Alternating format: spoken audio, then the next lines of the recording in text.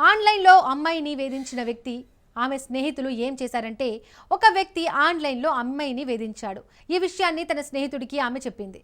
ఆ వ్యక్తిని అతడు హెచ్చరించాడు. అయినా వేధింపులు ఆపకపోవడంతో ప్రతీకారం తీర్చుకునేందుకు స్నేహితులతో కలిసి ప్లాన్ చేశాడు.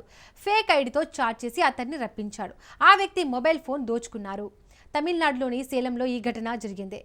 చెన్నైకి చెందిన బ్రాహ్మణ యాగం అనే వ్యక్తికి ఆన్లైన్ గేమింగ్ యాప్లో మైనర్ బాలిక పరిచయమైంది. కాగా అతడు ఇన్స్టాగ్రామ్లో ఫేక్ అకౌంట్ తెరిచాడు. ఆ బాలికను ఆన్లైన్లో వేధించాడు. దీంతో స్నేహితుడైన రామకృష్ణకు ఈ విషయాన్ని ఆమె చెప్పింది. ఈ నేపథ్యంలో బ్రాహ్మణ యాగంను అతడు హెచ్చరించాడు. వేధింపులు ఆపకపోవడంతో తన స్నేహితులతో కలిసి ప్లాన్ వేశాడు.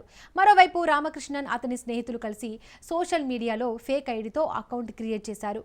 బ్రాహ్మణ యాగంతో చాట్ చేశారు. తెలివిగా అతన్ని సేలం రప్పించారు. అక్కడి వంతెన వద్ద అతన్ని అడ్డుకున్నారు. దొంగల మాదిరిగా నటించారు. బ్రాహ్మణ యాగం మొబైల్ ఫోన్ లాక్కున్నారు.